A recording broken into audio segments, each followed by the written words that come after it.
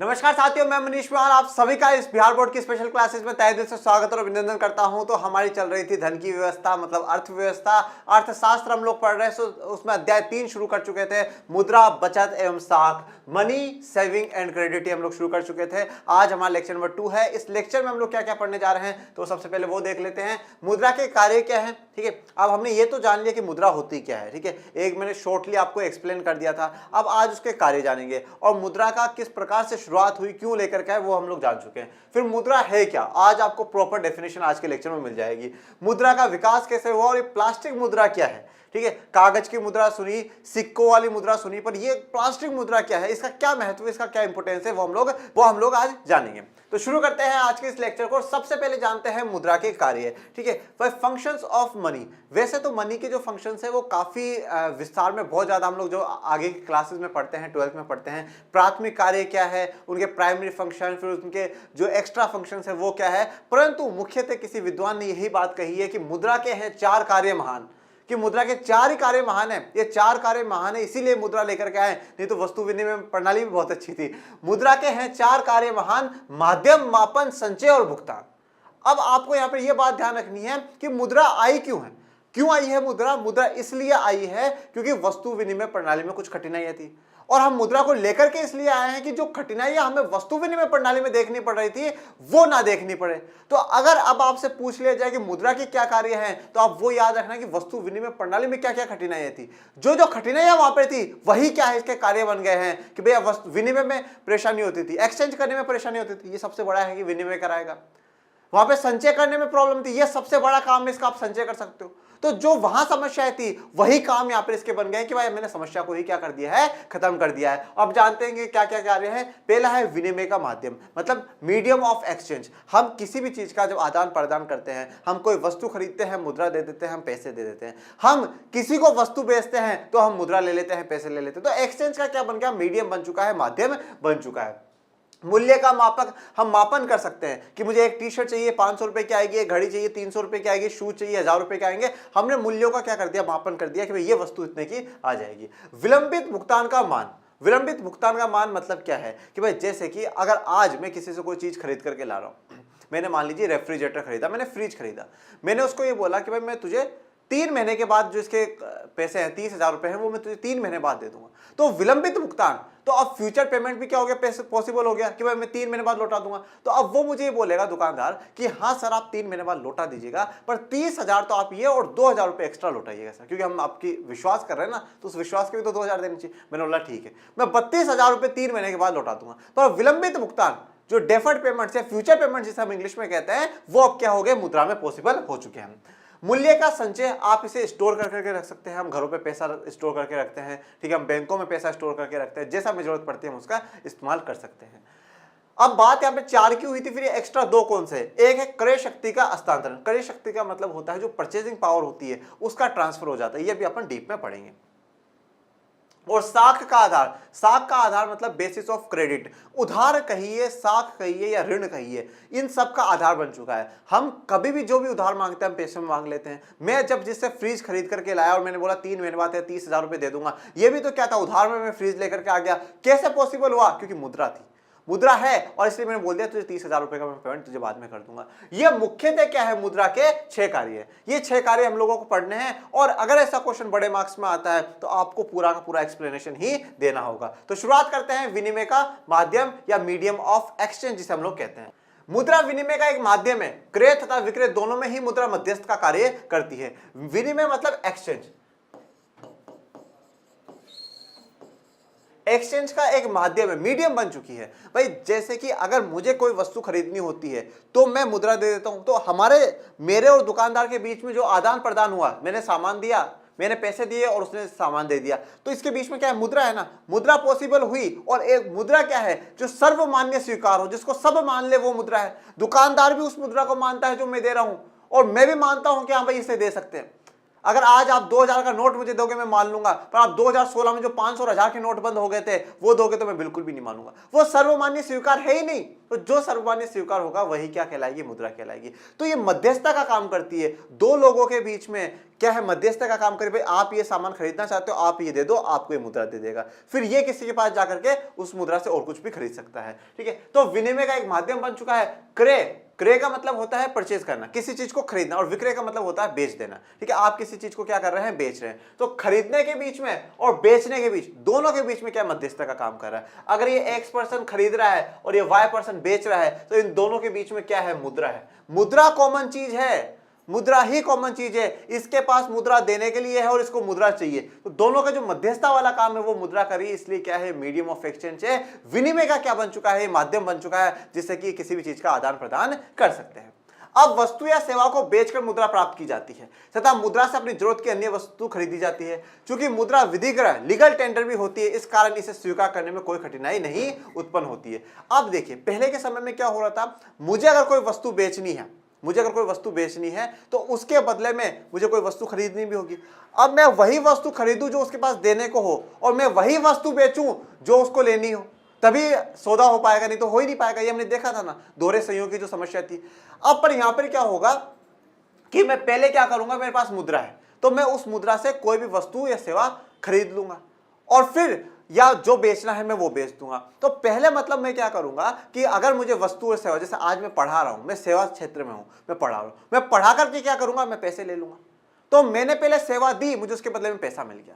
अब उस पैसे से जिन भी चीजों की मुझे आवश्यकता, मुझे कपड़ों की, मुझे जूतों की, मुझे खाने की, मकान की, जिस भी चीज की आवश्यकता होगी उसी मुद्रा से मैं खरीद लूंगा। वही बात यहाँ पे कह रहा है कि पहले वस्तु और सेवा को बेचकर मुद्रा प्राप्त करी जाती है। मैंने सेवा दी, मुझे मुद्रा मिली, और जब मुद्रा मुझे मिल जाएगी और जिन भी चीजों की मुझे आवश्यकता होगी वो मैं खरीद लूंगा। तो इसीलिए अन्य वस्तु को फिर क्या है, खरीदा जाता है। एक शब्द यहाँ पर और आया है, विधिग्रह या लीगल टेंडर। अगर आप 8 नवंबर 2016 के नरेंद्र मोदी जी का वो भाषण सुनेंगे कि भाइयों बहनों आज रात 12 बजे से 500 और 1000 के नोट बंद कर दिए गए, उसमें उन्होंने एक शब्द और बोला था कि आज से 500 और 1000 के नोट लीगल टेंडर नहीं है। ये लीगल टेंडर का मतलब क्या है, लीगल का मतलब शब्द की बात करूं जहां वैधानिक होता है, मतलब कानूनी रूप से। भाई कानूनी रूप से वो चीज चल रही हो। तो आज हमारे देश में जो करेंसी चल रही है, जो हमारे देश में नोट चलते हैं, उसमें आप ये बात देखिएगा आरबीआई का नाम आता है, रिजर्व बैंक ऑफ इंडिया या भारतीय रिजर्व बैंक, ऊपर लिखा हुआ रहता है भारतीय रिजर्व बैंक। ये भारतीय रिजर्व बैंक किसके अधीन है, भारत सरकार के अधीन है। तो भारत सरकार के द्वारा गारंटी दी जा रही है कि भाई ये जो करेंसी है ये सही है और इसको सबको मानना पड़ेगा, ये कानूनी है। अगर नहीं मानोगे तो आपके साथ गलत होगा। जैसे बीच में मैं आपको बताता हूं, जो 10 के सिक्के थे ना, वो 10 के सिक्के कोई लेता नहीं था। जब ये बात आरबीआई तक पहुंचती है कि भाई 10 के सिक्कों को लेकर के पाबंदी है, तो उन्होंने ये बात कही कि अगर कोई 10 का सिक्का लेने और देने से मना करता है तो आप उस पर कार्रवाई के लिए संकेत कर सकते हैं, आप कार्रवाई करवा सकते हैं। मतलब आपको उसे मानना पड़ेगा क्योंकि वो लीगल टेंडर है। जब लीगल टेंडर हो गया, जब देश की सरकार ने गारंटी ले ली, देश के सबसे बड़े बैंक केंद्रीय bank reserve bank of India के गवर्नर के उस पर साइन हो रहे हैं, तो भी एक फिर क्या है, मोहर लग जाती है कि आप उस चीज को मानेंगे ही। तो स्वीकार करने में भी अब कोई कठिनाई बिल्कुल भी नहीं होती है। मुद्रा के द्वारा किसी भी समय विनिमय किया जा सकता है। तो अब मुद्रा के द्वारा हम क्या है, किसी भी समय हम क्या कर सकते हैं, एक्सचेंज कर सकते हैं। ठीक है, अगर हम हमारे देश में किसी भी कोने में घूम रहे हैं, चाहे दिन में रात में, हमें कभी भी क्या हो, जब भी किसी वस्तु की आवश्यकता पड़ती हो तो हम लोग क्या है, विनिमय कर सकते हैं। जैसे कि मोस्ट प्रोबेबली आप लोग देखते होंगे कि कभी अगर हॉस्पिटल में रात को काम पड़ जाता है और हम लोग प्राइवेट हॉस्पिटल्स में जाते हैं, तो उस समय भी क्या कर लिया जाता है, विनिमय एक्सेप्ट कर लिया जाता है। पर शर्त इतनी सी है, बस वो मुद्रा क्या होनी चाहिए, लीगल टेंडर होनी चाहिए और सर्वमान्य स्वीकार होनी चाहिए, उसको सब मानेंगे। और सब मानने का मतलब है कि लीगल टेंडर होगी, क्योंकि आज 500 और 1000 के नोट को कोई नहीं मानता जो 2016 में बंद हुए, पर जो अब 500 के नोट चल रहे हैं, 2000 के नोट चल रहे हैं, उनको सब मानेंगे क्योंकि वो लीगल टेंडर के तहत आते हैं, उनका विनिमय हो सकता है। सेकेंड हमारा पॉइंट है मूल्य का मापक, मेजर ऑफ वैल्यू। मुद्रा मूल्य का मापक है। मुद्रा के द्वारा वस्तुओं का मूल्यांकन करना सरल हो गया है। ठीक है, अब बिल्कुल सरल हो चुका है। अगर मुझे अब एक पेन चाहिए तो मुझे पता है इसकी मुझे कॉस्ट जो देनी है 5 रुपए देनी है। मुझे अगर एक शर्ट खरीदनी है और उसकी कीमत अगर फिक्स कर दी गई है कि 500 रुपए है, तो वो फिक्स हो जाएगी।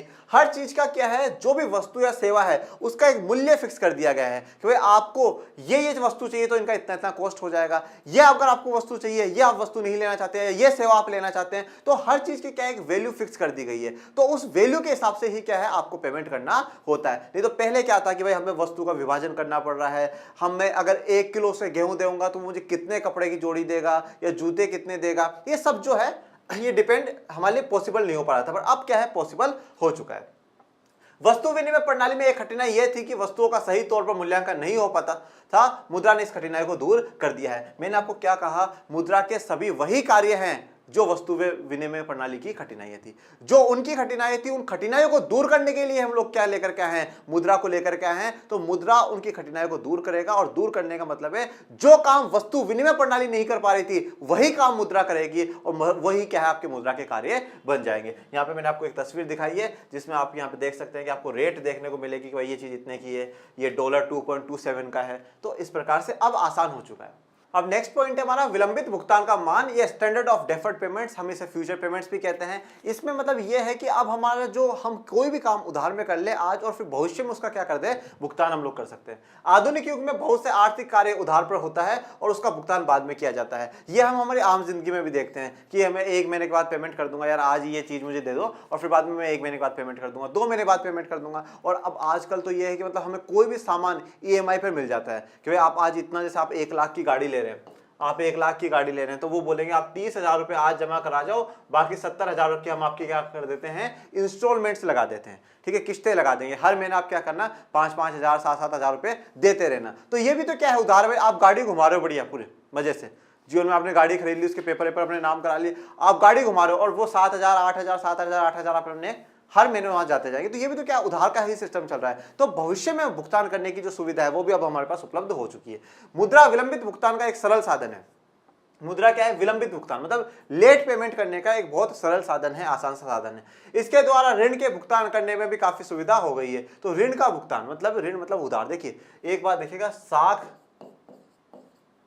ऋण, उधार, ये जो सब कुछ है ना, ये एक ही शब्द है, या आप इसे आप इंग्लिश में हम लोग कहते हैं लोन। ये जो सब है ये एक ही बात है। साख का जो मतलब होता है ना, वो मतलब वैसे विश्वास होता है या इज्जत होता है। साख का मतलब, हम जब कॉमर्स में पढ़ते हैं तो गुडविल एक शब्द आता है। तो गुडविल मतलब आपकी मार्केट में कितनी इमेज है, आपकी मार्केट में कितनी इज्जत है। तो साख क्या है, साख इज्जत की बात है, साख विश्वास की बात है। तो जब कोई इंसान अपने पैसे भी देता है ना, तो वो भी उसका विश्वास के ऊपर ही देता था पहले के जमाने में। तो इसलिए वहां से शब्द निकल कर आया कि भाई तुझे देख मेरी साख रखनी है, तू मेरी विश्वास मत तोड़ देना, ये पैसे लौटा ही देना। तो इसीलिए कहा जाता है साख। ऋण, तो ऋण तो हम जैसे पूर्वजों के समय से सुनते आ रहे, ऋण है हमारा आप पे, ये है ऐसा, तो वहां से ऋण शब्द। और उधार तो अब हमारी आजकल तो दुकानों पे भी लिखा होता है, कृपया उधार की मांग ना करें।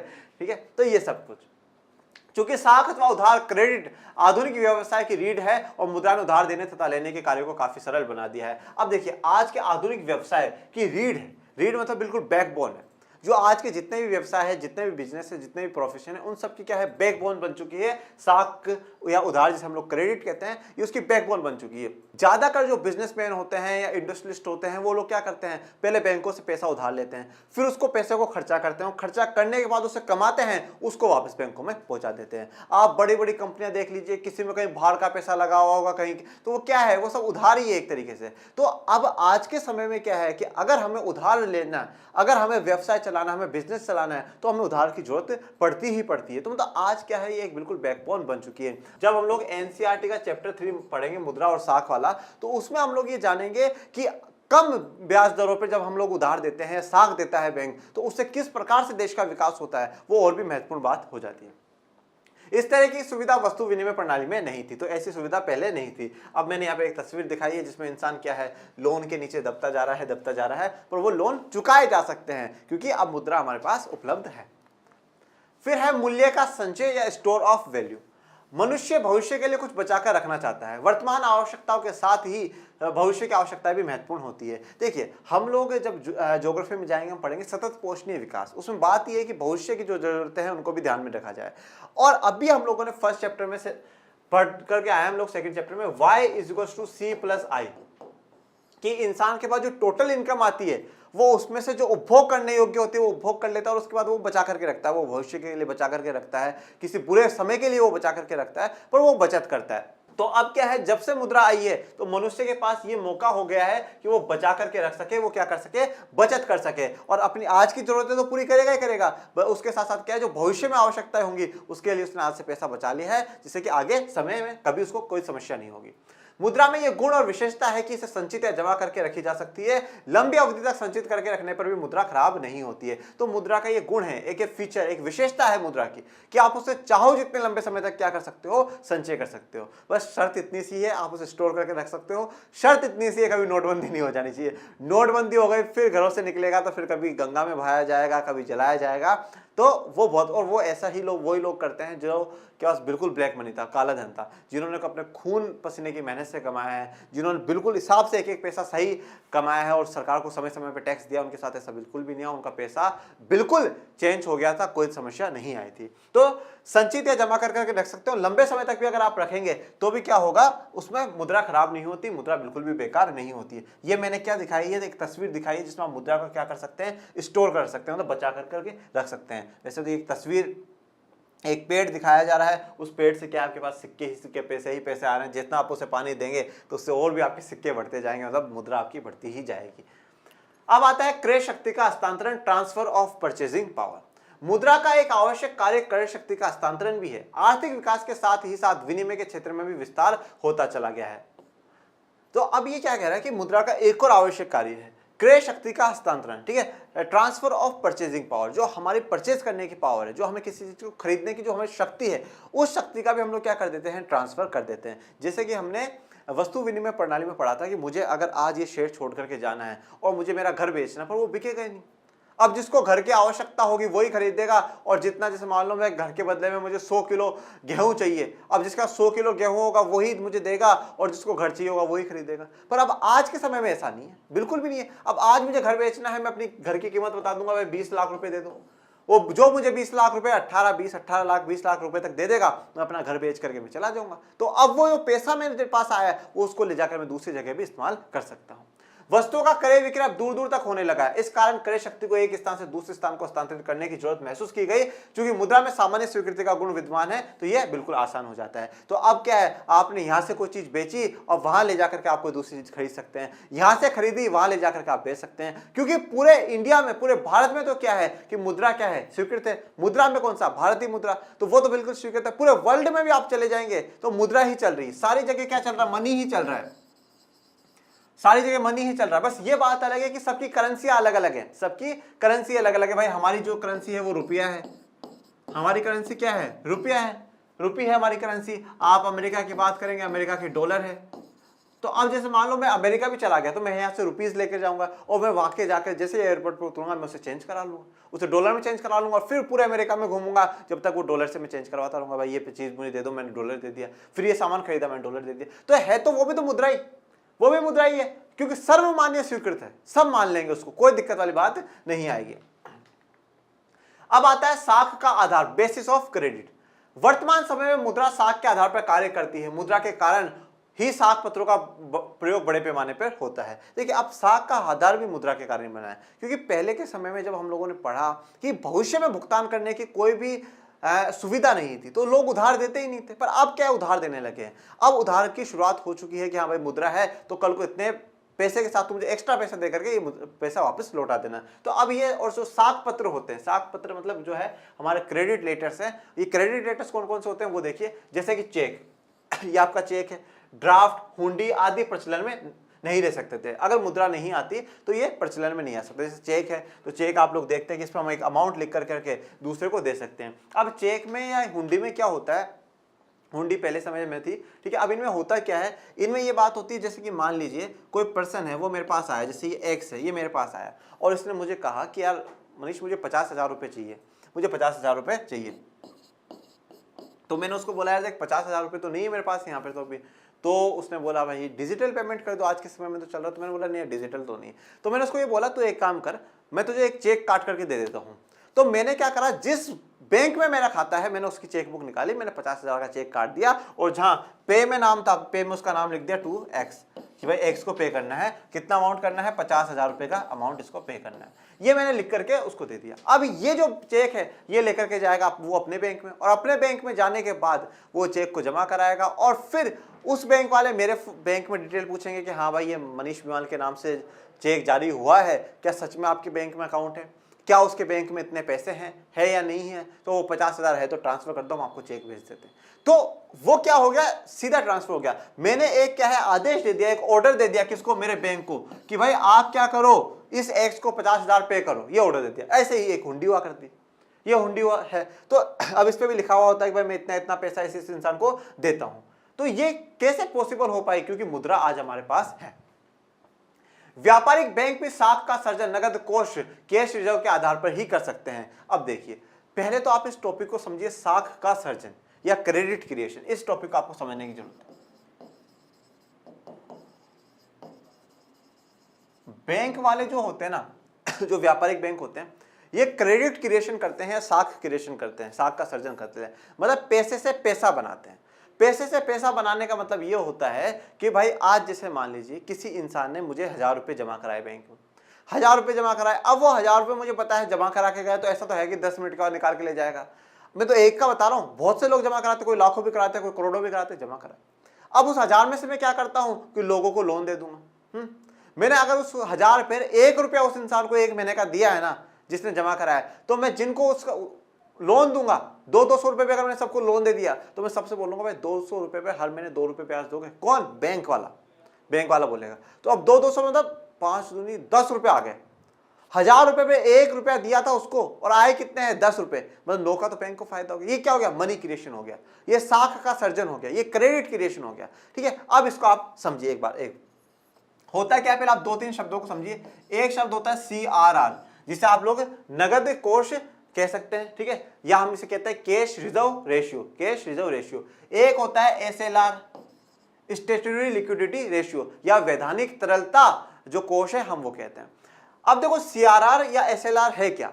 CRR का मतलब ये होता है जो भी पैसा इन व्यापारिक बैंकों के पास आता है ना, उसमें से कुछ प्रतिशत उनको क्या होता है, सेंट्रल बैंक के पास रखना होता है। हर देश का एक केंद्रीय बैंक होता है, सेंट्रल बैंक होता है। हमारे देश का केंद्रीय बैंक है रिजर्व बैंक ऑफ इंडिया या भारतीय रिजर्व बैंक। ठीक है, वो पूरे देश में जितने भी बैंक होते हैं उन सबको रेगुलेट करता है, कंट्रोल करता है। तो अब जैसे मान लो कि भैया उन्होंने बोला है कि भाई 10% जितना भी आपके पास डिपॉजिट होगा ना, उसका 10% किसके खाते में रखना होगा? सेंट्रल बैंक के खाते में रखना होगा। मतलब क्या हो गया, अगर 1,000 रुपए आए तो 100 रुपए किसके पास, किसके नाम के? सेंट्रल बैंक के नाम के, केंद्रीय बैंक के नाम के वो। और अब SLR क्या है? अब SLR का मतलब है तुम खुद के पास भी कुछ रखोगे, खुद के पास भी तो कुछ रखोगे। तो अब 1,000 रुपए कराए, चलो मान लो ये भी 10% कर दिया मैंने, तो 100 रुपए। मतलब ये हो गया कि अगर किसी इंसान ने 1,000 रुपए जमा कराए, किसी इंसान ने 1,000 रुपए जमा कराए, तो ये 200 रुपए तो हम किसी को भी उधार नहीं दे सकते। बैंक वाले 200 रुपए तो किसी को भी लोन नहीं दे सकते। क्यों नहीं दे सकते? क्योंकि 100 तो केंद्रीय बैंक के नाम के अकाउंट में रखने हैं और 100 खुद के पास भी रखने हैं, क्योंकि किसका आदेश है? सेंट्रल बैंक का आदेश।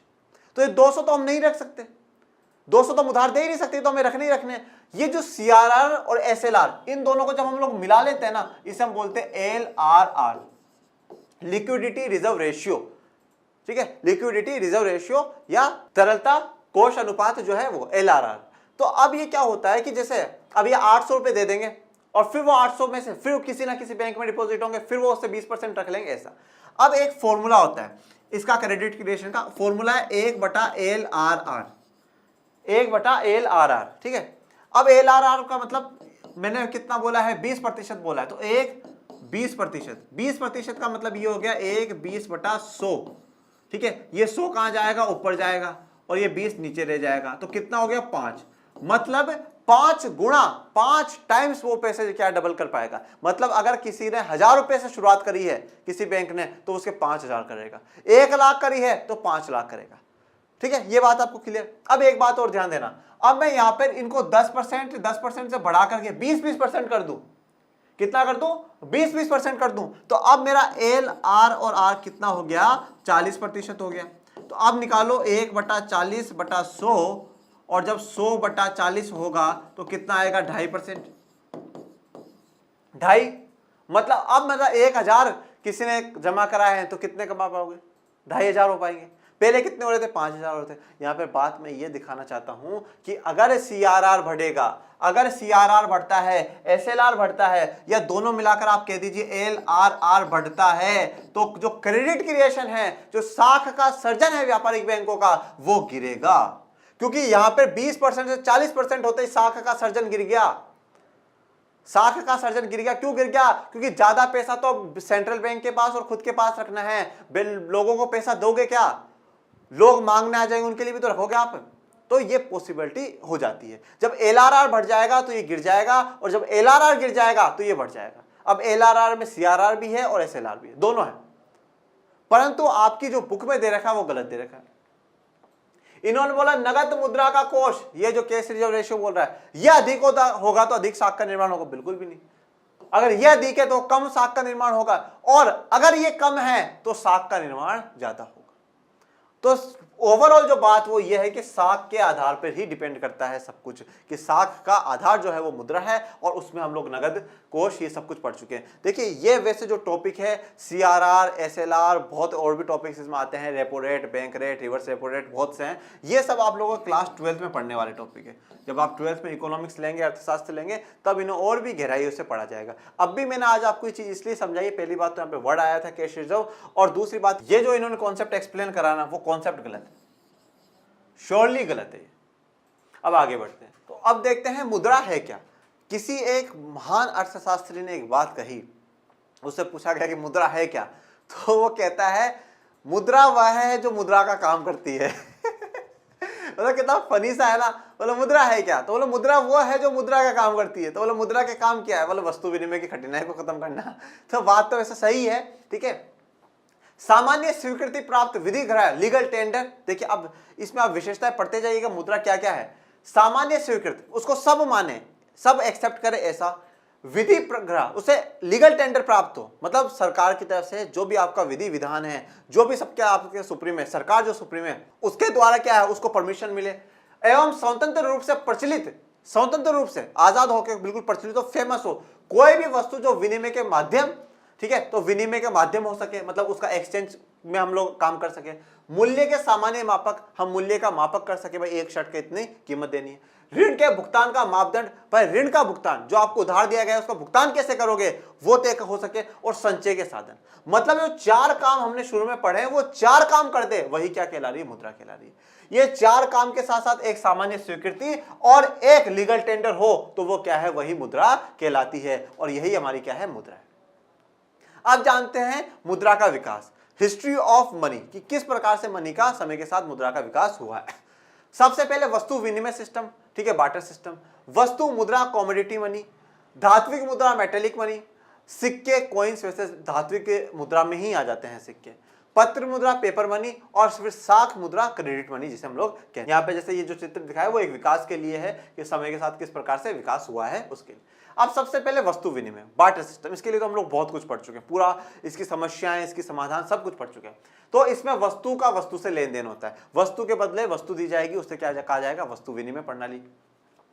वस्तु मुद्रा कॉमोडिटी मनी, प्रारंभिक काल में किसी एक वस्तु को मुद्रा के कार्य संपन्न करने के लिए चुन लिया गया था। अब देखिए इसका एक आगे की लाइन में पढ़ी, फिर आपको क्लियर हो जाएगा। शिकारी युग में, हंटिंग एज में खाल या चमड़ा, देखिए इन्होंने क्या बोला है कि प्रारंभिक काल में, जब शुरुआती दौर में क्या हुआ, किसी एक वस्तु को, ठीक है, किसी एक वस्तु को क्या कर लिया गया कि भाई ये वस्तु क्या है, मुद्रा का रूप ले लेगी। मतलब आपको कुछ भी खरीदना हो, कुछ भी बेचना हो ना, तो आप ये वस्तु लेकर के आओ। ये जो भी वस्तु है, एक्स वाई जेड जो भी वस्तु है, देखिए इसमें और इसमें फर्क क्या है, यहाँ पे वस्तु विनिमय, वस्तु के बदले वस्तु, ठीक है। अब यहाँ पे भी वैसे तो वस्तु के बदले वस्तु ही दी जा रही है, पर एक वस्तु फिक्स कर दी गई है कि वही वस्तु देनी है। जैसे कि प्रारंभिक काल में, शिकारी युग में क्या था, खाल या चमड़ा। पशुपालन युग में कोई पशु जैसे गाय या बकरी। कृषि युग में कोई अनाज जैसे कपास, गेहूं आदि को मुद्रा का कार्य संपन्न करने के लिए चुना गया और तथा इन्हें मुद्रा के रूप में प्रयोग किया जाने लगा। तो समय समय पे क्या बदल दिया गया, भाई पहले चमड़ा, फिर पशुपालन युग में बात करते हैं पशु जैसे गाय या बकरी देना हो, और फिर जब कृषि का युग आया तो कपास और गेहूं, इन सबको क्या है, मुद्रा का रूप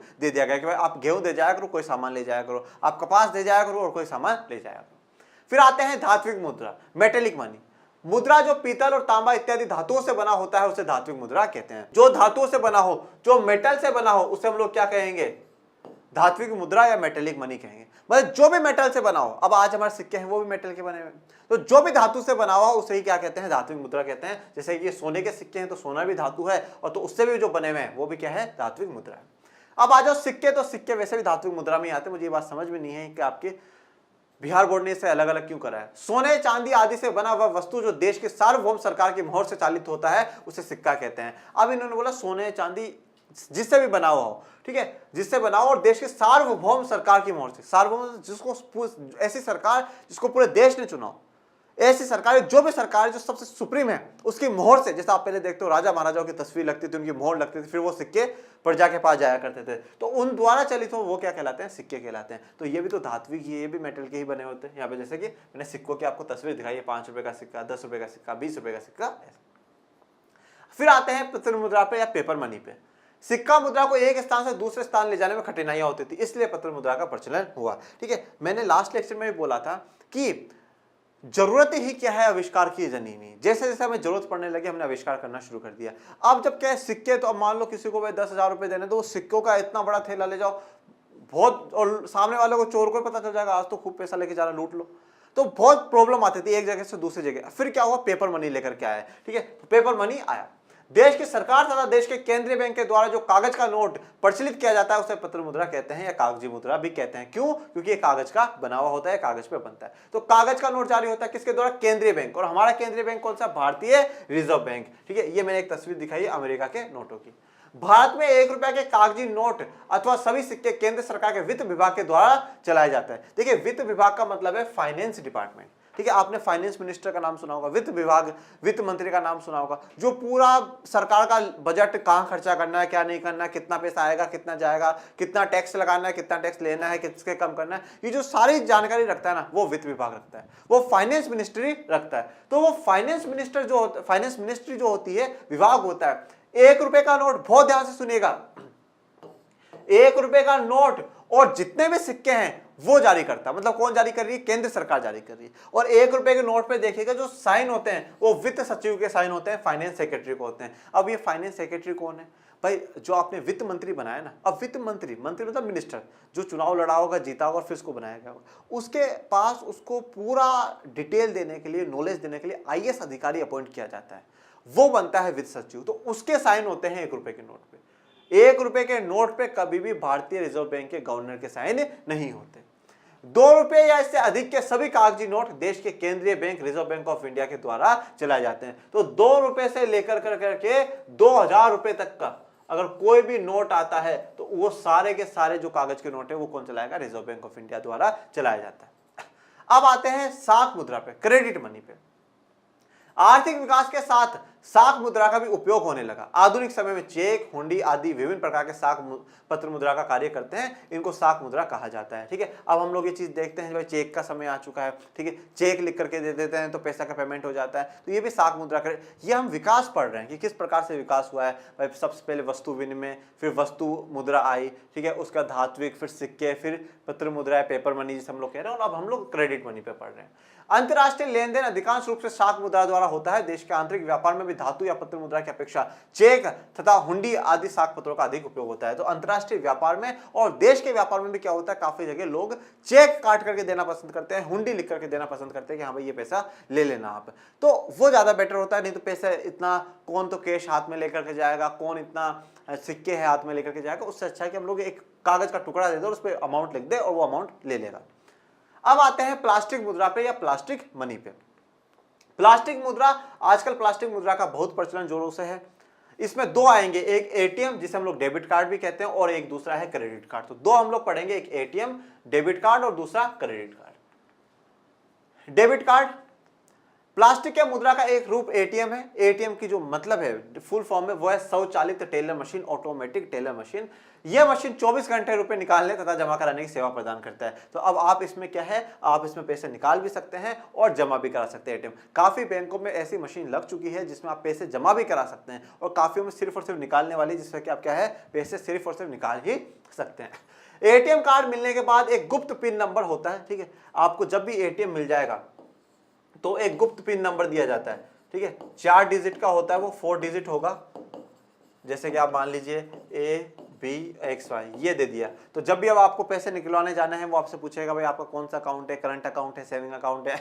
आप उस पर क्लिक करोगे यहाँ पर मशीन पे, ठीक है। फिर वो आएगा, फिर वो पूछेगा आप क्या जानना चाहते हैं, आप पैसा विड्रॉल कराना चाहते हैं, आप डिपॉजिट कराना चाहते हैं, आप जानकारी लेना चाहते हैं कि आपके बैंक में कितने पैसे हैं। वो फिर आपने बोला मैं मुझे विड्रॉल कराना है, तो आप पैसे निकलवाने के लिए फिर वो आपसे पूछेगा कि आपको आप अपने वो बताइए कितना आपको अमाउंट चाहिए। फिर वो पिन नंबर पूछता है, फिर आपका पेमेंट आपके पास हाथों में यहाँ से निकल करके आ जाता है। ये एटीएम का काम। क्रेडिट कार्ड क्या काम करता है? क्रेडिट कार्ड के अंतर्गत ग्राहक की वित्तीय स्थिति को देखते हुए बैंक उसके साख की एक राशि निर्धारित कर देती है, जिसके अंतर्गत वह अपने क्रेडिट कार्ड के माध्यम से निर्धारित धनराशि के अंदर वस्तु और सेवाओं को खरीद सकता है। तो क्रेडिट कार्ड के अंदर क्या होता है, जितनी उस इंसान की एक लिमिट होती है कि भाई मैं इतना, उसकी जो वैल्यू है कि भाई वो महीने के 10,000 कमाता है, 20,000 कमाता है, तो उस हिसाब से बैंक क्या करता है, उसकी एक लिमिट फिक्स कर देता है कि भाई आप जैसे मान लो महीने के 1 लाख कमाते हो, तो वो आपके महीने के 40,000 रुपए तक का क्या कर देगा, एक क्रेडिट कार्ड बना करके दे देता है। 20,000, 30,000, भाई इतने तक की क्या है, आप ये क्रेडिट कार्ड से क्या कर सकते हो, कहीं पर भी शॉपिंग कर सकते हो, कहीं से भी आप कोई भी चीज खरीद सकते हो और इस क्रेडिट कार्ड को स्वाइप करा सकते हो, आपका बैंक से पैसा कट जाएगा। तो ये बात इन्होंने बोली। इस विश्व में प्रचलित क्रेडिट कार्ड में वीजा, मास्टर कार्ड और अमेरिकन एक्सप्रेस आदि प्रसिद्ध है। तो यहाँ पे मैंने वीजा का आपको दिखाया है। और अब तो हम उस समय पर हैं, अगर आप आज की मुद्रा के विकास में एक पॉइंट और जोड़ना चाहे तो वो आप जोड़ सकते हैं, ई मनी कह सकते हैं आप, ठीक है, इलेक्ट्रॉनिक मनी। अब तो क्या है कि हम सिर्फ और सिर्फ मोबाइल का इस्तेमाल करते हुए, भाई मेरे बैंक में 10,000 रुपए हैं, किसी ने मुझसे 5,000 मांगे, मैंने फट देनी, फोन पे, पेटीएम, यूपीआई, पता नहीं क्या क्या चल चुका है, तो उनसे मैं सडनली 5,000 पेमेंट कर दूंगा। अब तो ना तो मुझे क्या है कि बहुत ज्यादा अमाउंट लेकर के जाने की जरूरत है कहीं पे, ना मुझे चेक हुंडी लेकर के साथ जाने की जरूरत है, सिर्फ और सिर्फ मेरा मोबाइल हाथ में होना चाहिए। मेरा मोबाइल है, किसी ने बोला 1 लाख रुपए ट्रांसफर करना, मैं भी जस्ट 1 लाख रुपए ट्रांसफर कर देता हूँ। तो ये क्या है, ये बहुत सुविधा हो गई। ई मनी अब बहुत आगे के हम स्टेप पर आ चुके हैं। तो इसी के साथ जो आज हमारा लेक्चर है वो लेक्चर कंप्लीट होता है। मुद्रा, बचत और साख का लेक्चर 2 कंप्लीट है। लेक्चर 3 में आपके साथ जल्दी मिलेंगे, तब तक आप पढ़ते रहिए, मेहनत करते रहिए। मिलते हैं नेक्स्ट लेक्चर में, तब तक के लिए थैंक यू सो मच। जय हिंद, जय भारत।